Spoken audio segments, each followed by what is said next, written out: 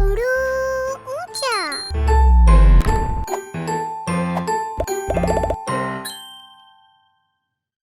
हम वो अल्फाज सीखेंगे जिनके दरमियान में लाम इस्तेमाल हुआ है। बिल्ली।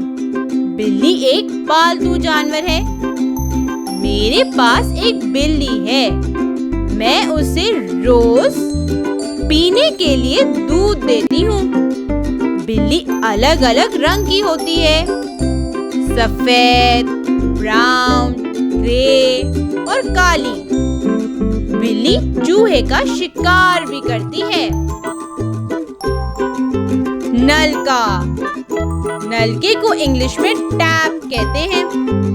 ये किचन और वॉशरूम में होता है। इससे पानी आता है। लेकिन हमें इस बात का ख्याल रखना चाहिए कि जब भी नलका खोलें तो आहिस्ता खोलें ताकि पानी ज़ाया ना हो। गुलाब। इसे इंग्लिश में रोज कहते हैं। क्या आप बता सकते हैं गुलाब कौन कौन से रंग का होता है? चलिए मैं आपको बताती हूँ। गुलाबी, लाल, पीला, सफेद और काला भी होता है। मलाई। दूध को उबालने पर एक लेयर दूध पर आ जाती है। इसे मलाई कहते हैं।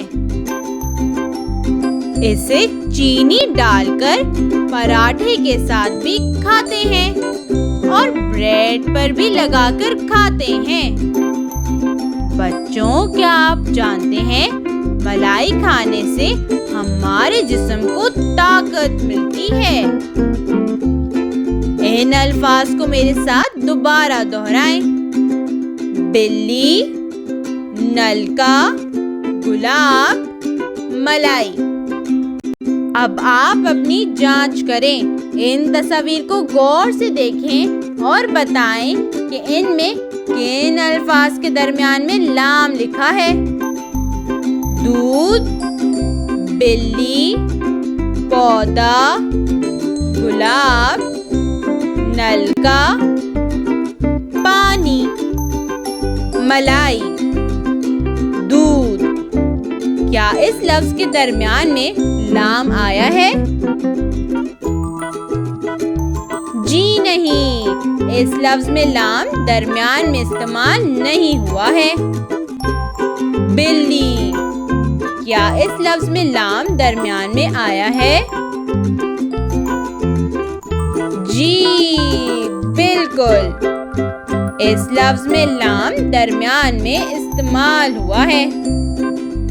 अब आप इन तस्वीर को देखें और बताएं कि इनमें से किन अल्फाज के दरमियान में लाम इस्तेमाल हुआ है। शाबाश, बहुत खूब। बिल्ली, गुलाब, नलका, मलाई। इन अल्फाज में लाम दरमियान में इस्तेमाल हुआ है और यहाँ लाम की आधी शक्ल लिखी है। चले अब हम लाम लिखना सीखते हैं। पहले एक लाइन बनाएं और उसके साथ एक प्याला बना दें, जैसे हमने सीन के आखिर में बनाया था। ऐसे लाम। दोबारा लिखें। पहले एक लाइन बनाएं और उसके साथ एक प्याला बना दें, जैसे हमने सीन के आखिर में बनाया था। शाबाश।